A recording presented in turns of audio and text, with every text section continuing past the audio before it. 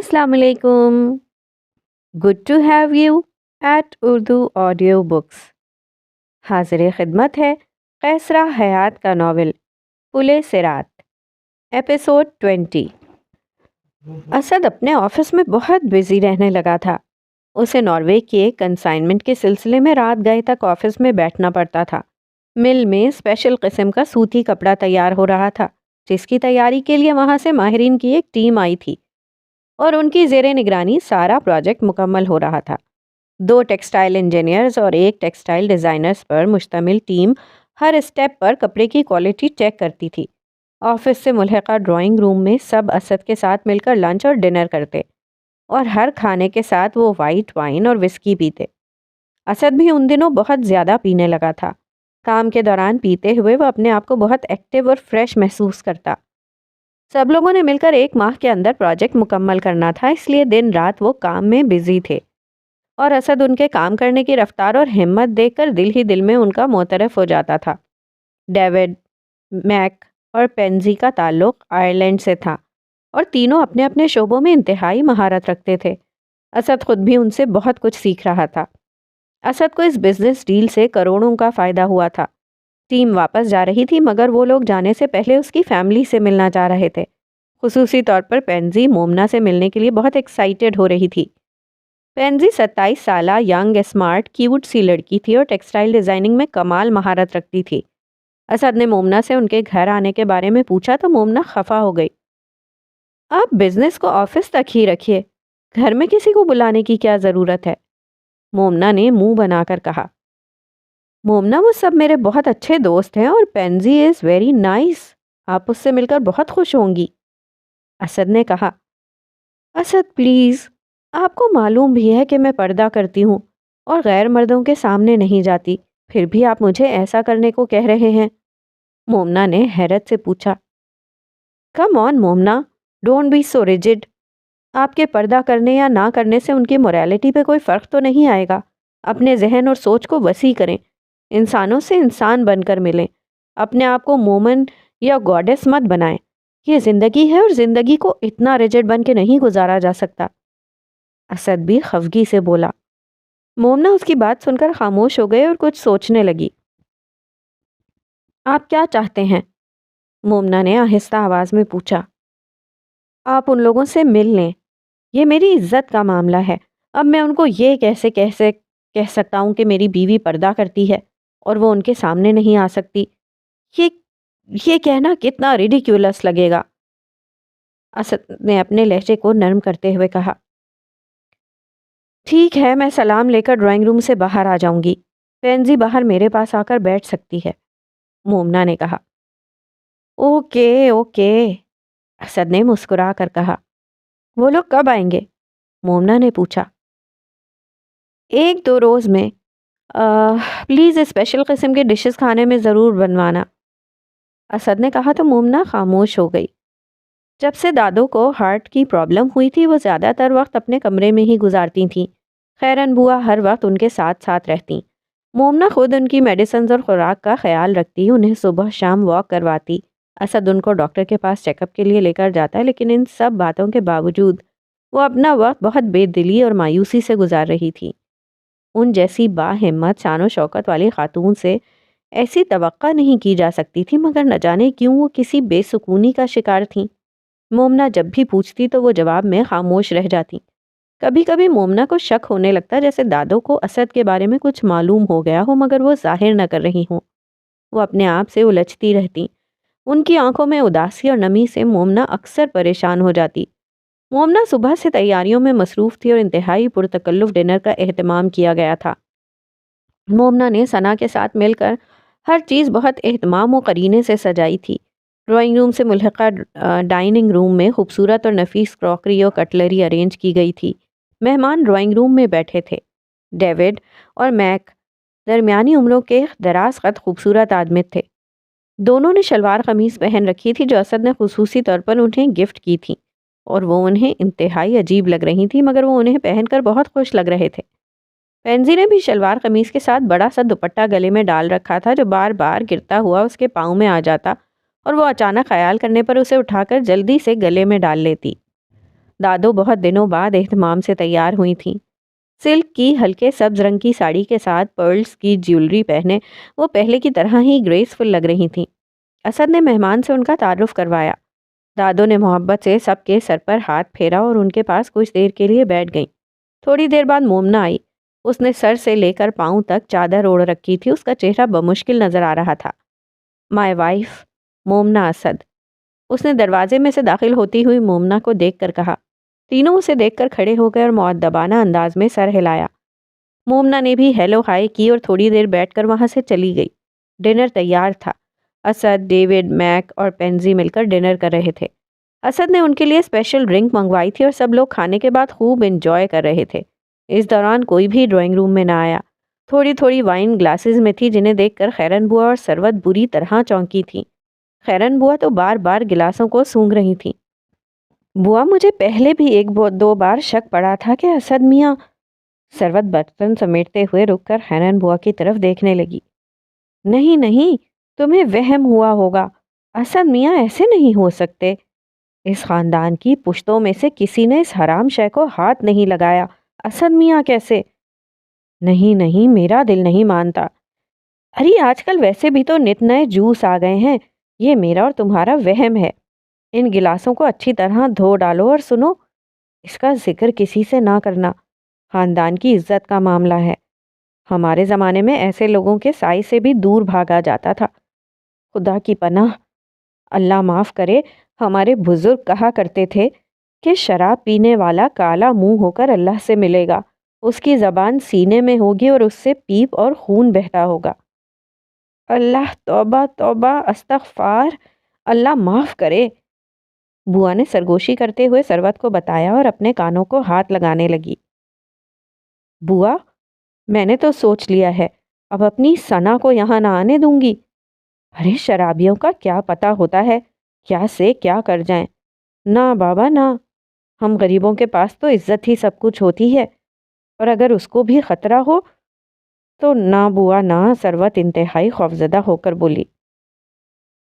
ارے بے وقوف مت بن، برسوں سے اس خاندان کا نمک کھایا ہے، ان کی غلامی کی ہے، ہم ان کے حکم کو نہ مانیں یہ کبھی ہو ہی نہیں سکتا۔ بڑی بیگم صاحبہ پوچھیں گی تو کیا کہو گی کہ ثنا کو کیوں نہیں لا رہی؟ ثروت، عقل کے ناخن لو۔ خیرن بوا نے قدرے خفگی سے اسے سمجھاتے ہوئے کہا۔ بوا، جو مرضی کہہ لو، اب میں اپنی ثنا کو یہاں نہیں آنے دوں گی۔ ثروت نے قطعیت سے کہا تو خیرن بوا خاموش ہو گئیں۔ میرا دل تو نہیں چاہ رہا ان گلاسوں کو دھونے کو، ثروت بڑبڑاتے ہوئے بولی تو خیرن بوا خاموشی سے کچن سے باہر نکل گئیں۔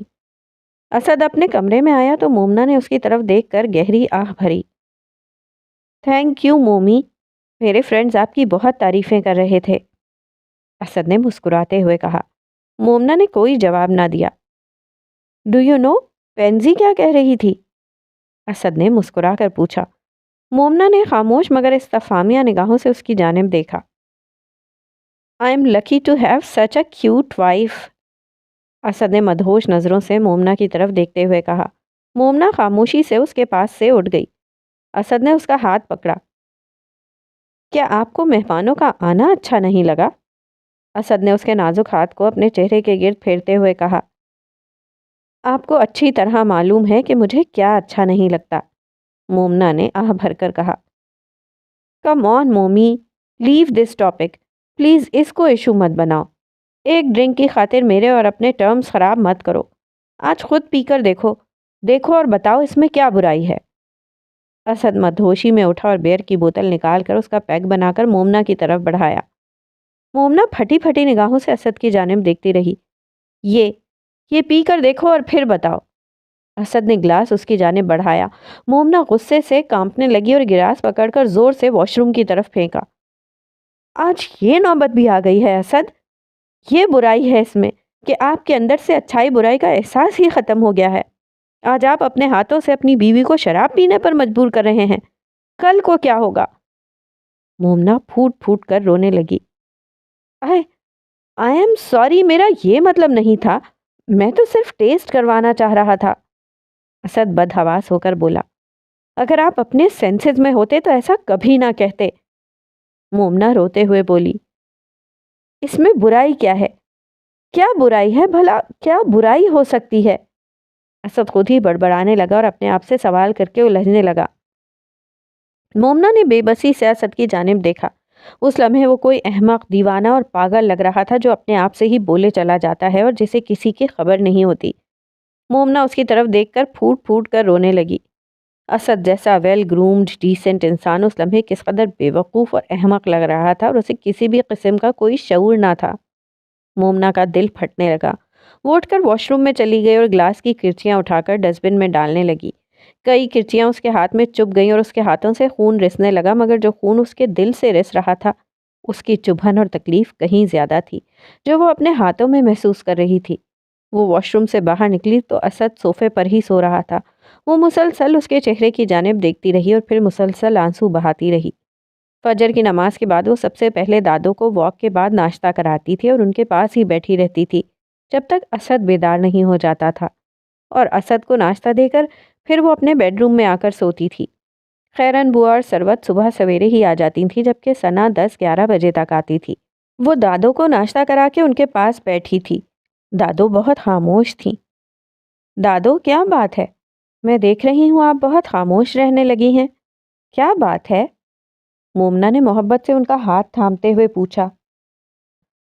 کچھ نہیں بہو بیگم، آپ کو وہم ہو رہا ہے، بس دل یوں ہی اداس اور پریشان رہتا ہے، دادو نے بیزاری سے کہا۔ دادو یہی تو پوچھ رہی ہوں کہ دل کیوں اداس اور پریشان رہتا ہے؟ کوئی نہ کوئی وجہ تو ہوگی، مومنہ نے پوچھا۔ بہو بیگم اداسی تو آپ کی آنکھوں میں بھی ہے، دادو نے اس کی آنکھوں کو بغور دیکھتے ہوئے کہا تو مومنہ نے جلدی سے آنکھیں جھکا لیں اور نہ جانے کہاں سے آنسو اس کی آنکھوں سے ٹپکنے لگے۔ بہو بیگم یہ کیا ہے؟ ان آنسوؤں کا کیا مطلب ہے؟ خدا کے لیے کچھ ایسی بات مت بتانا جسے ہمارا دل برداشت نہ کر سکے۔ سب ٹھیک تو ہے نا؟ اسد بیٹا آپ سے… دادو نے جملہ ادھورا چھوڑ دیا۔ سب ٹھیک ہے، بس آپ کو اداس دیکھ کر میں پریشان ہو جاتی ہوں، مومنہ نے ان سے لپٹتے ہوئے کہا۔ خدا آپ کو زندگی کی ساری خوشیاں دے، ہم آپ سے سگی اولاد جیسی محبت کرتے ہیں، ہم آپ کے شکر گزار ہیں، دادو نے محبت سے اس کا گال سہلاتے ہوئے کہا۔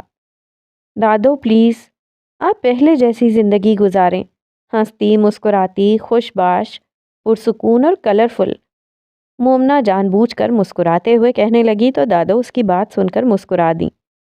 کوشش کروں گی، دادو نے محبت سے کہا تو وہ بھی مسکرا دی۔ اب آپ جا کر خود بھی ناشتہ کر لیں، ہر وقت ہماری ہی دیکھ بھال میں لگی رہتی ہیں، دادو نے کہا تو وہ چیزیں سمیٹ کر کچن میں آ گئی۔ ثروت بوا آج ثنا نہیں آئی؟ مومنہ نے کچن میں ادھر ادھر دیکھتے ہوئے کہا، جو عموماً اس وقت کچن میں ہوتی تھی۔ آپ تشریف رکھیں، میں ناشتہ بنا دیتی ہوں، ثروت بوا نے کہا۔ ثنا کیوں نہیں آئی؟ مومنہ نے پھر پوچھا۔ اس کی طبیعت ٹھیک نہیں، ثروت نے جلدی سے جواب دیا۔ مومنہ ڈائننگ ٹیبل پر بیٹھ گئی اور ثروت ناشتہ لے آئی۔ تھوڑی دیر بعد اسد بھی آ گیا۔ اس کی آنکھیں قدرے سرخ ہو رہی تھیں اور چہرے پر تھکاوٹ کے آثار نمایاں تھے۔ آپ ناشتے میں کیا لیں گے؟ مومنہ نے اسد کی طرف دیکھے بغیر پوچھا۔ کچھ نہیں، بس ایک چائے کا کپ، سر بہت بوجھل ہو رہا ہے، اسد نے اپنی آنکھوں کو بار بار کھول کر اور بند کرتے ہوئے کہا۔ ثروت بوا چائے لے آئیے، مومنہ نے کہا۔ ثروت ٹرے میں چائے لے آئی۔ اس نے اسد کی طرف عجیب مشکوک نگاہوں سے دیکھا۔ سلام صاحب جی، ثروت نے چائے کی ٹرے رکھی اور جلدی سے وہاں سے چلی گئی۔ مومنہ کو اس کا یوں دیکھنا بہت عجیب لگا۔ اس نے اسد کو چائے کپ میں ڈال کر دی اور اسد جلدی سے چائے پینے لگا۔ مومنہ خاموشی سے بیٹھی رہی۔ دادو کیسی ہیں؟ اسد نے پوچھا۔ ٹھیک ہیں، سو رہی ہیں، مومنہ جواب دے کر خاموش ہو گئی۔ کیا آپ ناراض ہیں؟ اسد نے سرگوشی کرتے ہوئے پوچھا۔ اس سے کیا فرق پڑتا ہے؟ مومنہ نے آہ بھر کر کہا۔ مومی آپ کیسی باتیں کر رہی ہیں اور مجھ سے کیوں ناراض ہیں؟ آئی ڈونٹ ریممبر، وہ دماغ پر زور ڈالتے ہوئے بولا۔ اس وقت آپ سینسز میں نہیں تھے، مومنہ نے آہستہ آواز میں کہا۔ کیا میں نے کچھ ایسا کہہ دیا کہ آپ ناراض ہو گئیں؟ I am sorry, really sorry, Asad نے مومنہ کے ہاتھوں پر اپنے ہاتھ رکھتے ہوئے کہا۔ ہر بار سوری؟ مومنہ نے نم آنکھوں کے ساتھ کہا تو اسد چونک گیا اور مومنہ نے اپنے ہاتھوں کو اس کے ہاتھوں کے نیچے سے نکال لیا۔ اسد کو شدید شرمندگی کا احساس ہونے لگا۔ اس کے پاس کہنے کو کچھ نہ تھا۔ وہ خالی نظروں سے اسے دیکھتا رہا اور پھر اٹھ کر باہر چلا گیا۔ مومنہ نے گہری سانس لی اور اس کی آنکھیں آنسوؤں سے بھر گئیں۔ لاؤنج میں رکھے فون کی بیل بجنے لگی۔ مومنہ نے ہڑبڑا کر فون اٹھایا۔ دوسری جانب مریم تھی۔ آپ کہاں ہیں؟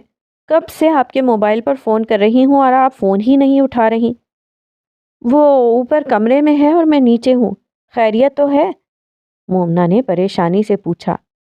ہاں، امی کی طبیعت کچھ ٹھیک نہیں، آپ کو یاد کر رہی ہیں، کیا آپ آ جائیں گی؟ مریم نے پوچھا۔ ٹھیک ہے، میں تھوڑی دیر بعد آؤں گی۔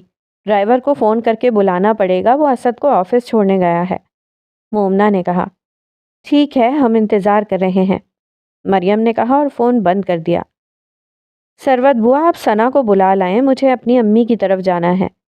مومنہ نے کچن میں آ کر ثروت بوا سے کہا جو برتن دھونے میں مصروف تھی۔ ثروت نے چونک کر مومنہ کی طرف دیکھا اور خاموشی سے ہونٹ چبانے لگی جیسے کسی مخمصے کا شکار ہو۔ کیا بات ہے ثروت بوا، کیا کوئی مسئلہ ہے؟ مومنہ نے حیرت سے پوچھا۔ چھوٹی بیگم، ہم غریب لوگوں کے پاس صرف عزت ہی ہوتی ہے، اگر ہم اپنی عزت کی بھی حفاظت نہ کر سکیں تو یہ زندگی کس کام کی؟ ثروت بوا نے گول مول جواب دیا۔ کیا مطلب؟ مومنہ نے چونک کر پوچھا۔ چھوٹی بیگم، ہم آپ کے نمک خوار ہیں، ہم آپ کے لیے جان تو دے سکتے ہیں مگر عزت نہیں، ثروت نے آہستہ آواز میں کہا۔ آپ کیا کہنا چاہ رہی ہیں؟ مجھے تو کچھ سمجھ میں نہیں آ رہا، آپ واضح انداز میں بات کریں، مومنہ نے جھنجھلا کر کہا۔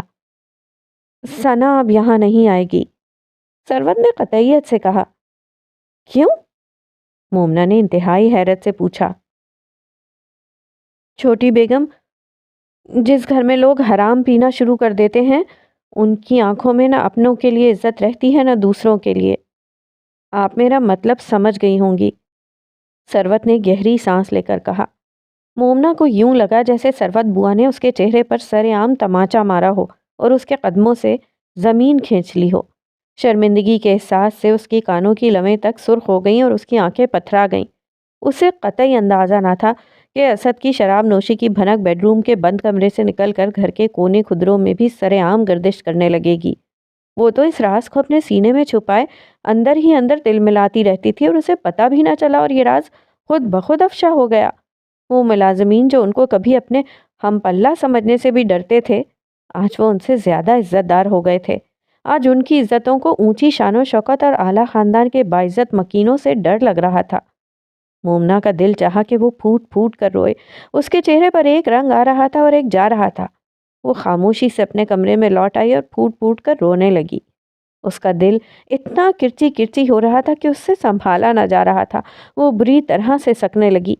نہ جانے کیوں اس کے اندر بہت سے وہم اور وسوسے سر اٹھانے لگے تھے کہ اب اس گھر کی عزت و ناموس خطرے میں ہے۔ کبھی دادو کا محترم چہرہ اس کی آنکھوں کے سامنے گھومنے لگتا تو کبھی دادو کے کمرے میں لگی ان کے شوہر، سسر اور بیٹوں کے پورٹریٹس اس کو رلانے لگتے۔ وہ کتنی ہی دیر روتی رہی، اسے وقت گزرنے کا احساس ہی نہ ہوا۔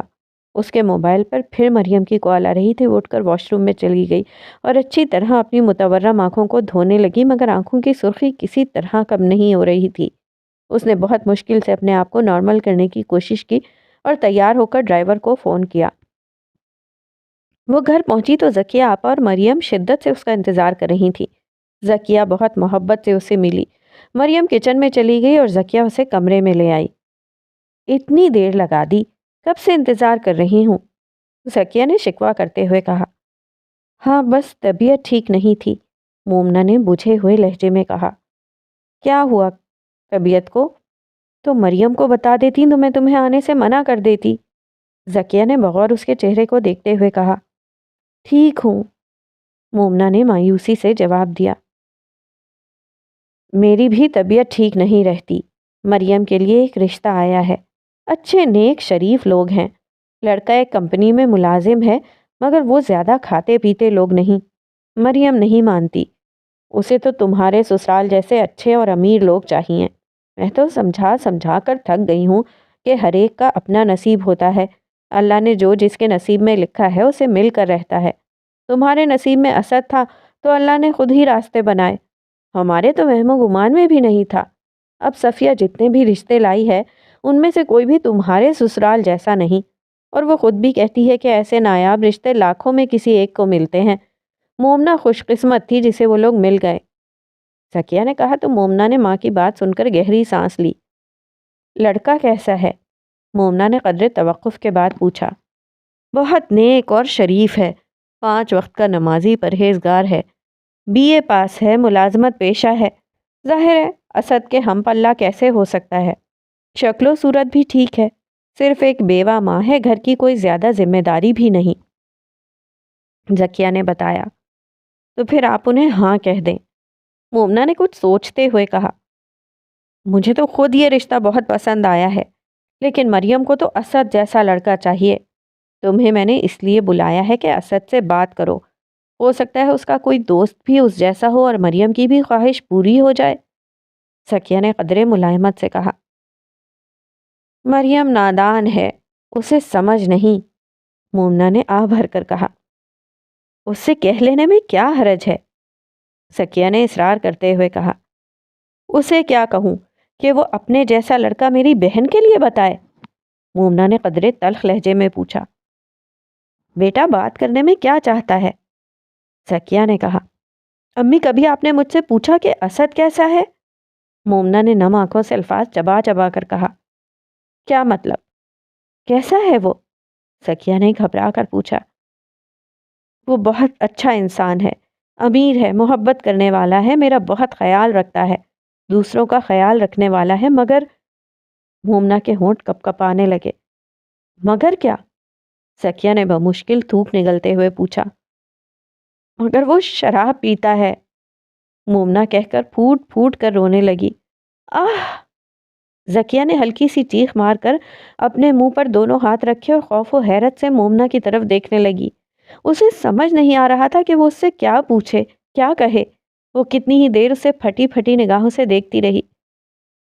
تم نے پہلے کبھی نہیں بتایا؟ ذکیہ نے آہ بھر کر کہا۔ آج بھی نہ بتاتی اگر آپ اس جیسا دوسرا داماد ڈھونڈنے پر اصرار نہ کرتی، مومنہ نے آنکھیں صاف کرتے ہوئے کہا۔ کب سے پی رہا ہے؟ کیا شادی سے پہلے؟ ذکیہ نے پوچھا۔ ہاں شاید۔ کیا ستوت آپا کو معلوم ہے؟ ذکیہ نے حیرت سے پوچھا۔ شاید نہیں، مومنہ نے جواب دیا۔ کیا تم نے اسے روکنے کی کوشش نہیں کی؟ ذکیہ نے پوچھا۔ بہت کوشش کی ہے، مگر وہ یہ ماننے کو تیار ہی نہیں کہ اس کے پینے میں کوئی برائی ہے، مومنہ نے جواب دیا۔ جس کو اللہ کے نبی صلی اللہ علیہ وآلہ وسلم نے ام الخبائث یعنی تمام برائیوں کی جڑ کہہ کر حرام کہا ہے، اس میں کیسے برائی نہیں ہو سکتی؟ یہ تو ایسی برائی ہے جو رفتہ رفتہ تمام برائیوں کا دروازہ کھولتی ہے، اور اللہ کے نبی پاک صلی اللہ علیہ وآلہ وسلم کا فرمان ہے، تمام برائیاں ایک گھر میں جمع ہیں، اس کا قفل زنا اور کنجی شراب ہے۔ ہر شرابی ضرور زانی بھی ہوتا ہے، جس نے کیا زنا وہ ہوا فنا، اور جو شخص زنا کو برا نہ سمجھے تو اس سے کسی عورت کی بھی عزت محفوظ رہتی ہے، چاہے وہ گھر کی ہو یا باہر کی۔ ذکیہ نے روتے ہوئے کہا تو مومنہ کو ثروت کے الفاظ یاد آنے لگے جو وہ اس سے کھل کر نہیں کہہ سکی تھی، مگر اس کے دل میں بھی وہی بات تھی جو ذکیہ اسے کہہ رہی تھی۔ اسد ایسا نہیں، وہ دوسری عورتوں کو ایسی نگاہ سے نہیں دیکھتا۔ مومنہ نے ماں کی اس بات کو دل میں برا مانتے ہوئے اسد کا دفاع کرنا چاہا۔ آج نہیں تو کل کو وہ یہ سب ضرور کرے گا، ہم نے بھی زمانہ دیکھا ہے۔ برائی دیکھ کر آنکھیں بند کر لیں تو اس کا مطلب یہ نہیں کہ برائی کو سنا اور محسوس نہیں کیا، ایسے شخص سے کچھ بھی ہو سکتا ہے۔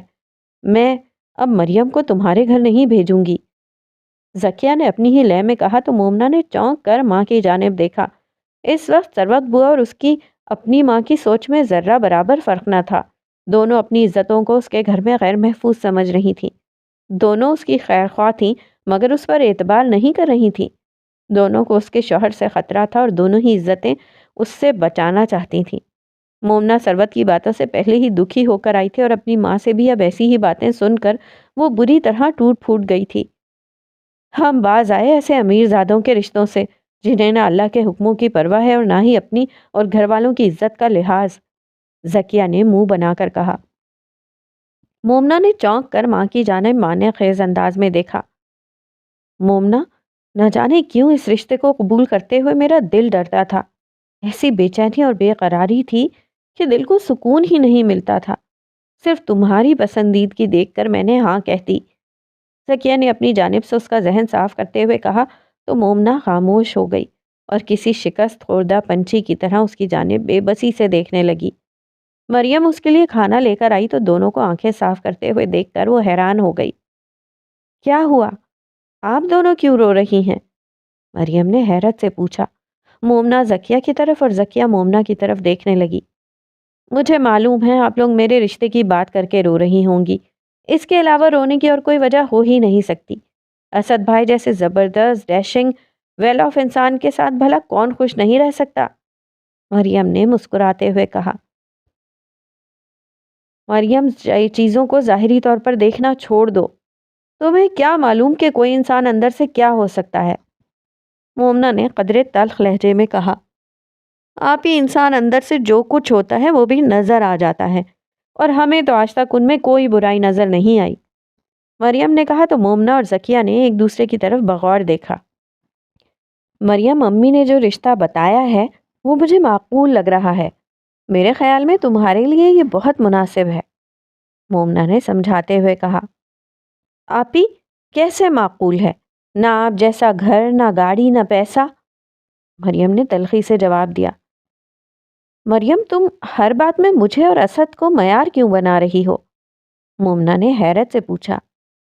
آپ ہی جب آپ کو سب کچھ مل سکتا ہے تو مجھے کیوں نہیں؟ مریم نے قدرے درشت لہجے میں کہا۔ مریم، دنیا کے سارے انسانوں کو ایک جیسی چیزیں نہیں ملتی، اور جو ملتی ہیں ان میں بھی کہیں نہ کہیں کوئی کمی ضرور ہوتی ہے، مومنہ نے نرمی سے سمجھایا۔ آپ ہی آپ یوں کہیے کہ آپ نہیں چاہتی کہ میں آپ کے ہم پلہ ہوں، میں بھی ایسے خوش رہوں جیسے آپ، میں بھی ایسے عیش کروں جیسے آپ کرتی ہیں، مریم نے خفگی سے شکایتی لہجے میں کہا تو ذکیہ اور مومنہ کے منہ کھلے کے کھلے رہ گئے۔ دونوں اس کے خیالات سن کر حیرت سے اس کی جانب دیکھنے لگیں۔ کیا تم مجھے اپنا دشمن سمجھتی ہو؟ میں کیوں نہیں چاہوں گی کہ میری بہن کو اچھا اور خوشحال سسرال ملے؟ میں تمہاری خوشیاں دیکھ کر کیوں خوش نہیں ہوں گی مریم؟ تم نے ایسا سوچا ہی کیوں؟ مجھے یہ سب سن کر بے حد دکھ ہو رہا ہے، مومنہ نے نم آنکھوں سے مریم کا ہاتھ پکڑتے ہوئے کہا تو مریم نے شرمندگی سے سر جھکا لیا۔ آئی ایم سوری، مریم نے آہستہ آواز میں کہا۔ مریم، ضروری نہیں کہ ہر دکھائی دینے والا منظر قریب جا کر دیکھنے میں بھی ویسا ہی خوبصورت نظر آئے۔ ہم تمہارے اپنے ہیں، تم ہمارا خون ہو، تم ہماری جان ہو، تم ہماری خوشی ہو۔ تم مسکراؤ گی تو ہم مسکرائیں گے، تمہاری آنکھوں میں آنسو بھی ہمیں بے سکون کر دیں گے۔ اس لیے ایسی تمام سوچوں کو ذہن سے نکال دو اور ہمارے فیصلے کو دل سے قبول کر لو کہ ہم نے تمہاری بہتری کے لیے ہی یہ فیصلہ کیا ہے۔ تم خوش رہو گی۔ ایک نیک اور شریف انسان دوسروں کے لیے کبھی اذیت کا باعث نہیں بنتا، وہ شخص تمہیں خوش رکھے گا۔ مومنہ نے محبت سے اسے سمجھایا تو مریم اس کے گلے لگ کر رونے لگی۔ ذکیہ کی آنکھیں بھی نم ہونے لگیں اور اس نے اٹھ کر دونوں کو محبت سے گلے لگایا اور انہیں پیار کرنے لگی۔ ہر ایک کے دل میں جو درد پنہا تھا وہ انہیں بہت محسوس ہو رہا تھا، مگر وہ ایک دوسرے سے نہیں کہہ رہی تھیں۔ شام ہو رہی تھی جب ڈرائیور مومنہ کو لینے آیا، اور وہ جیسے ہی گھر سے باہر نکلی، محلے کی تمام چھتوں اور کھڑکیوں سے عورتوں نے جھانک جھانک کر اسے دیکھا اور اس کے اچھے نصیب کو دیکھ کر اپنی بیٹیوں کے لیے بھی ایسے ہی تمنا کی۔ مومنہ نے اتنی رشک بھری نگاہوں کو دیکھ کر گہری سانس لی اور اس کا دل خون کے آنسو رونے لگا۔ وہ گھر پہنچی تو ہر طرف عجیب سا سناٹا چھایا ہوا تھا۔ اتنی گہری خاموشی سے اسے وحشت ہونے لگی۔ دادو اپنے کمرے میں بیڈ پر لیٹی آرام کر رہی تھیں۔ خیرن بوا کچن میں مصروف تھیں۔ لاؤنج میں بہت کم لائٹس آن تھیں۔ ماحول میں رچی بسی افسردگی اس کے دل کو دہلانے لگی۔ خیرن بوا اسے دیکھ کر لاؤنج میں آئیں اور ساری لائٹیں آن کیں۔ خیرن بوا، شام ہوتے ہی ساری لائٹیں آن کر دیا کریں ورنہ، وہ گہری سانس لے کر بولی اور پھر خاموش ہو گئی۔ بڑی بیگم صاحبہ آپ کے بارے میں پوچھ رہی تھیں، خیرن بوا نے بتایا۔ کیوں، ان کی طبیعت تو ٹھیک رہی نا؟ مومنہ نے گھبرا کر پوچھا۔ معلوم نہیں، مگر ان کے دل کو کچھ بے چینی سی محسوس ہو رہی تھی۔ دوائیں تو میں نے دے دیں اور وہ سو بھی گئیں، مگر چھوٹی بہو، ایک بات کہوں، یوں لگ رہا ہے جیسے اس گھر سے خوشیاں اور برکت کہیں گم ہو رہی ہے۔ عجیب سی بے کلی سی پھیل رہی ہے، نہ جانے کیا ہو رہا ہے۔ خیرن بوا نے کہا تو مومنہ ان کی بات سن کر چونکی اور حیرت سے ان کی طرف دیکھنے لگی۔ یہی بات وہ اپنے دل میں کئی روز سے محسوس کر رہی تھی۔ گھر کی روح میں جانے کہاں سے خباثت اور کراہت کا احساس پیدا ہو رہا تھا۔ اسے بھی سمجھ نہیں آ رہا تھا۔ محل جیسے خوبصورت گھر میں بے اطمینانی اور بے قراری پیدا ہو رہی تھی۔ مومنہ خیرن بوا کی طرف دیکھ کر خاموش ہو گئی۔ اسے خاموش دیکھ کر خیرن بوا بھی خاموشی سے وہاں سے چلی گئیں۔ مومنہ خالی خالی نظروں سے گھر کے در و دیوار کو دیکھنے لگی۔ ہر برے عمل سے صرف انسان کی ہی نہیں، گھر کی روح بھی متاثر ہوتی ہے، جیسے ایک انسان کی روح دوسرے کی روح پر اثر انداز ہوتی ہے۔ کہیں اسد کے برے کاموں کی خباثت میرے بچے کی روح پر اثر انداز نہ ہو جائے، کہیں اس کی روح میں بھی بے اطمینانی اور بے سکونی نہ بھر جائے، کہیں وہ بھی نہیں، میں ایسا نہیں ہونے دوں گی۔ میں اپنے پاک جسم میں جنم لینے والے وجود کو پاک رکھوں گی، میں اسد کے سائے سے بھی اس کو دور رکھوں گی۔ مگر کیسے؟ میں اسد کو کیسے روک سکوں گی؟ وہ تو اس کا باپ ہے اور اس کے وجود پر اس کا بھی حق ہے، اور اس حق کو کون چھین سکتا ہے؟ میں کیا کروں؟ وہ اپنے آپ سے الجھنے لگی۔ عجیب و غریب سوچیں اس کے ذہن کو منتشر کرنے لگیں۔ وہ مزید الجھنوں کا شکار ہونے لگی۔ عجیب و غریب وہم، وسوسے اور اندیشے اس کے سکون کا تہوبالا کرنے لگے۔ اس کی آنکھوں سے آنسو رواں ہو گئے۔ وہ اٹھ کر اپنے کمرے میں چلی گئی۔ وہ بیڈ پر لیٹ کر در و دیوار کو گھورنے لگی۔ ہر دیوار سے اسے وحشت اور کراہت محسوس ہو رہی تھی۔ اسد کی گاڑی پورچ میں آ کر رکی اور وہ تھوڑی دیر بعد اوپر آیا۔ وہ قدرے فریش لگ رہا تھا۔ اس کا موڈ بھی خوشگوار تھا۔ وہ بہت خوش دکھائی دے رہا تھا۔ Momi, my sweet heart, I am very happy. چلو باہر ڈنر پہ چلتے ہیں۔ وہ مومنہ کے قریب آ کر بولا۔ مومنہ نے حیرت سے اس کی جانب دیکھا۔ مجھے لگتا ہے آج کل خدا مجھ پر بہت مہربان ہے۔ آج میں نے ایک اور کانٹریکٹ سائن کیا ہے، کروڑوں کا بزنس ملے گا۔ Thanks God. وہ انتہائی خوشی سے بولا تو مومنہ نے حیرت سے اس کی جانب دیکھا۔ آپ خوش نہیں ہوئی؟ اسد نے حیرت سے پوچھا۔ بہت خوش ہوں، مومنہ نے آہستہ آواز میں جواب دیا۔ یہ سب آپ کی وجہ سے ہے۔ You are very lucky to me. شادی کے بعد میرا بزنس بہت فلرش کر رہا ہے۔ آئی لو یو سو مچ۔ اسد وارفتگی سے اس کی جانب بڑھا، مگر مومنہ نے قدرے نرمی سے اس کے بازو اپنے کندھے سے ہٹائے، جیسے وہ لاشعوری طور پر اس کے وجود کی خباثت کا اثر اپنے بچے کی روح پر پڑنے سے روک رہی ہو۔ کیا ہوا؟ کیا آپ مجھ سے ناراض ہیں؟ اسد نے حیرت سے پوچھا۔ نہیں، اس نے گہری سانس لے کر جواب دیا۔ تو پھر اس بدلے ہوئے رویے کا کیا مطلب؟ اسد نے قدرے سنجیدگی سے پوچھا۔ کچھ نہیں، بس میں آج بہت اپسیٹ ہوں، مومنہ نے آہستہ آواز میں کہا۔ اپسیٹ؟ آپ کی طبیعت تو ٹھیک ہے نا؟ اسد نے ایک دم پریشان ہو کر پوچھا۔ ہاں، طبیعت تو ٹھیک ہے۔ پھر کیا بات ہے؟ آپ ادھر بیٹھیں میرے پاس۔ پلیز مومنہ، مجھ سے اپنی ہر پریشانی اور ٹینشن شیئر کیا کریں۔ میں ہوں نا آپ کے پاس، and you know I can't see you sad. Momina, I love you so much. وہ اسے اپنے قریب صوفے پر بٹھا کر انتہائی محبت سے یوں بولا جیسے کوئی باپ اپنے بچے کو پاس بٹھا کر محبت سے اس کی پریشانی کی وجہ پوچھتا ہے۔ مومنہ نے گہری سانس لی اور اسد کی طرف دیکھنے لگی۔ پلیز مجھے بتائیے آپ کو کیا پریشانی ہے؟ اسد نے محبت سے اس کے کندھوں پر اپنا مضبوط بازو پھیلا کر اسے اپنے ساتھ لگاتے ہوئے کہا۔ امی نے آج مجھے اپنے گھر بلایا تھا۔ انہوں نے مریم کے لیے ایک رشتہ پسند کیا ہے۔ مومنہ نے کہا۔ Nice, it's a good news. Asad مسکرا کر بولا۔ مگر، مومنہ کچھ کہتے ہوئے رکی۔ مگر کیا؟ کوئی فائنینشیل پرابلم ہے؟ مومنہ، آپ آنٹی کو بتا دیں کہ مریم کی شادی کی وہ بالکل فکر نہ کریں، ساری پیمنٹس میں کروں گا۔ مریم میری بھی تو بہن ہے نا؟ اسد نے محبت سے کہا تو مومنہ نے چونک کر اسد کی جانب دیکھا اور خاموش ہو گئی۔ کیا یہی پریشانی تھی؟ اسد نے پوچھا۔ نہیں، مومنہ نے گہری سانس لے کر جواب دیا۔ پھر کیا بات ہے؟ اسد نے حیرت سے پوچھا۔ مریم آپ جیسے ویل آف شخص سے شادی کرنا چاہتی ہے، اور امی کے نزدیک اس شخص کا نیک، شریف اور پاک باز ہونا زیادہ اہم ہے۔ انہوں نے مریم کے لیے جو لڑکا پسند کیا ہے وہ مڈل کلاس سے ہے مگر بہت شریف ہے۔ مریم اس کے لیے نہیں مانتی۔ مومنہ نے قدرے تفصیل سے بتایا۔ مریم از رائٹ، زندگی اس نے گزارنی ہے، وہ بہتر جانتی ہے کہ وہ کس طرح کے شخص کے ساتھ اچھی زندگی گزار سکتی ہے۔ آنٹی کو فورس نہیں کرنا چاہیے، اسد نے سنجیدگی سے کہا، چاہے وہ امیر شخص ڈرنک بھی کرتا ہو۔ مومنہ نے حیرت سے معنی خیز انداز میں پوچھا۔ مومنہ پلیز، آپ ہر بات میں ڈرنک کا ذکر کیوں کرتی ہیں؟ اتنی معمولی سی بات کو آپ ہر پرابلم کے ساتھ جوڑ دیتی ہیں۔ آپ خود ہی دکھائیے، میرے ڈرنک کرنے سے آپ کو کیا پرابلم ہے؟ کیا میں آپ کے رائٹس پورے نہیں کرتا؟ کیا میرے گھر پر آپ کو کوئی تکلیف ہے؟ کیا میں آپ کو کہیں آنے جانے سے روکتا ہوں؟ کیا میں نے کبھی آپ کو ہرٹ کیا ہے؟ کیا میں آپ کی عزت نہیں کرتا؟ کیا میں آپ سے محبت نہیں کرتا؟ کیا میں نے آپ کو کبھی کسی شے کی کمی ہونے دی ہے؟ پھر ہر بار ڈرنک کیوں مسئلہ بن جاتی ہے؟